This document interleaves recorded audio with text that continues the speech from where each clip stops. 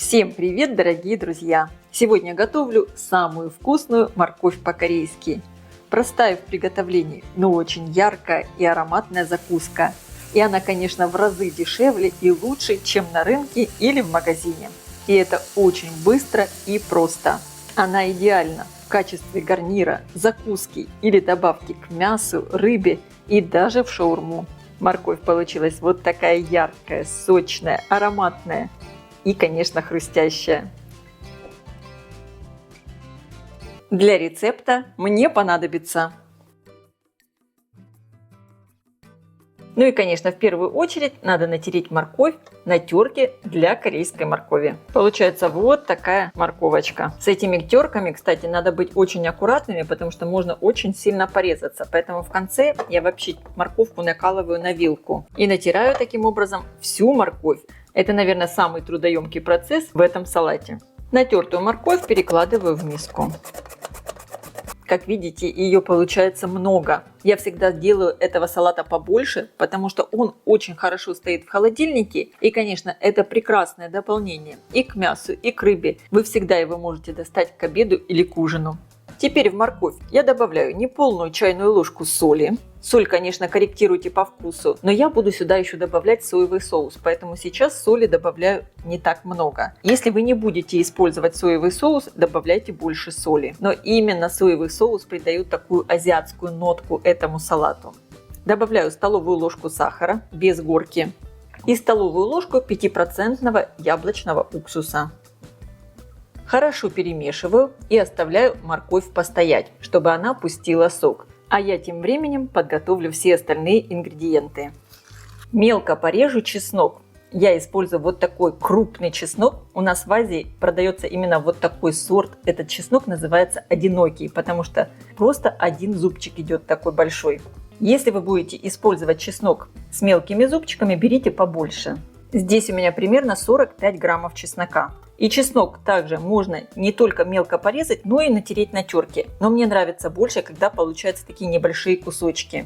Выкладываю чеснок сверху на морковь. И теперь порежу лук-шалот. Конечно, вместо лука-шалот вы можете использовать обычный репчатый лук. Но именно лук-шалот придает вот такой неповторимый аромат. И его чаще всего используют в Азии. Лук-шалот я режу не мелко, а вот такими полукольцами. Потому что этот лук в салат добавлять не будем. Он нужен только для того, чтобы ароматизировать масло. Но, кстати, я даже иногда добавляю лук в салат. Тогда его лучше порезать мелко. Здесь уже вы выбираете по своему вкусу. Подготовлю специи. Здесь у меня семена кориандра. Добавляю 1 чайную ложку в ступку. Очень важно использовать свежие семена, чтобы они были такие ароматные.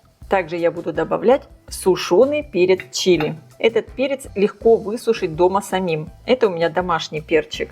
Отламываю хвостик и отправляю перец в ступку. Конечно, с этим перцем аккуратно, он довольно острый. Но салат морковь по-корейски в принципе и должен быть острым. Но если для вас это много, конечно, уменьшайте количество перца, либо вообще не добавляйте вот этот острый перец чили. Хорошо перетираю пестиком. Вот такие специи у меня сейчас получились. Я, например, не люблю, когда кориандр перемолот прямо в муку. Хочу, чтобы попадались небольшие кусочки. Тогда салат, на мой взгляд, получается еще более вкусный. Специи высыпаю сверху на чеснок. Сейчас мы все высыпаем вот такой горочкой, потому что потом все будем заливать горячим растительным маслом. Также я добавлю совсем немного острого перца кайенского, буквально четверть чайной ложки. И также я еще добавляю немного черного молотого перца. Вот такая остренькая морковка получится. Еще раз предупреждаю, конечно, перец добавляйте по своему вкусу. Включаю разогреваться сковородку, наливаю растительное масло без запаха. И вот теперь для запаха и аромата я добавляю кунжутное масло, 2 столовые ложки. И теперь отправляю обжариваться лук-шалот. Если у вас нет кунжутного масла, не надо его ничем заменять. Обжариваем лук до насыщенного такого коричневого цвета. Именно тогда он даст максимально свой аромат. И вы знаете, в Азии вот такой очень зажаренный лук используют в салаты. Просто его вот так хорошо обжаривают, затем снимают на бумажные салфетки, обсушивают от растительного масла и просто этим луком присыпают разные салаты и другие блюда. Так что этот лук я тоже выбрасывать не буду. Я его потом буду использовать в других блюдах. Лук у меня хорошо обжарился. Посмотрите, он стал вот такой уже хорошо коричневый. Сковородку выключаю. И через сито я вливаю масло прямо на специи. Именно благодаря этому сейчас специи отдадут все свои ароматы. А вот этот лук я выкладываю на бумажное полотенце. Он получается такой хрустящий потом, когда он остынет. Теперь в миску мне осталось добавить 2 столовые ложки соевого соуса. И хорошо все перемешиваю. Самое главное вначале аккуратно, так как масло горячее. Поэтому лучше его вот таким образом прикрыть морковью, а потом вот так вот перемешивать. Аромат, конечно, просто потрясающий. Морковка постояла, пустила много сока. И в этом соке морковка потом хорошо стоит. Вот так равномерно, хорошо все перемешали. Теперь салат обязательно надо попробовать.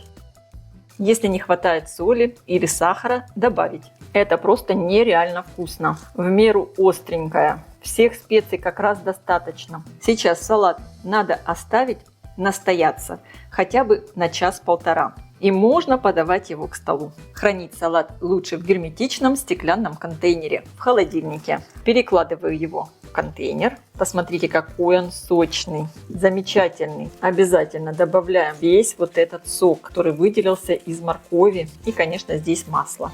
Обязательно ее приготовьте и попробуйте. Я уверена, она всем понравится. А я желаю вам приятного просмотра и приятного аппетита. Если видео вам понравилось, ставьте лайки, пишите комментарии. Подписывайтесь на мой канал Люда Изюкук «Позитивная кухня», чтобы не пропустить новые интересные рецепты. Всем пока!